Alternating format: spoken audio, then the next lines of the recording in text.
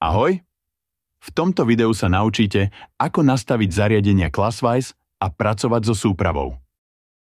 Všetky zariadenia Classwize prichádzajú ako samostatné jednotky, preto ich pri prvom spustení musíte spárovať. Pri ďalšom používaní si ich systém bude pamätať. Keď sa prihlásite do webovej aplikácie, v pravom hornom rohu obrazovky uvidíte tlačidlo Panel zariadenia.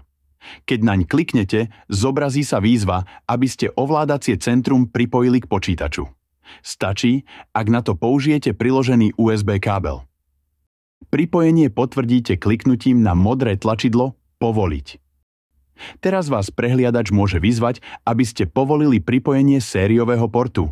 Vyberte sériové USB. Kliknite na Pripojiť. Teraz je čas priradiť Classpady k ovládaciemu centru, ktoré ste práve zapojili. Z dostupných možností vyberte Priradiť automaticky cez dokovaciu stanicu. Najprv sa uistite, či sú všetky Classpady, ktoré chcete pripojiť, v dokovacej stanici. Ak nie, vložte ich do očíslovaných slotov. Napokon kliknite na modré tlačidlo Vložené. Potom, podľa pokynov, podržte tlačidlo v spodnej časti dokovacej stanice stlačené počas 3 sekúnd. Teraz sa Classpady synchronizujú so systémom. Hotovo! Všetky pripojené zariadenia sú teraz v zozname zariadení a môžete začať s vyučovaním. Pomocou tlačidla v hornej časti panela prepnete na register tried, kde môžete skontrolovať, či majú všetci žiaci svoje zariadenia pripravené.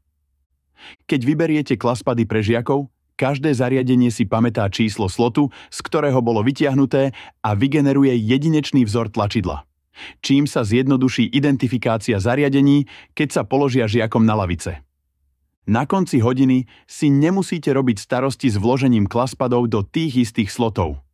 Na budúce sa čísla priradia ku Classpadom automaticky, čo vám uľahčí prácu. Vďaka za váš čas a tešíme sa na vás pri ďalších videách.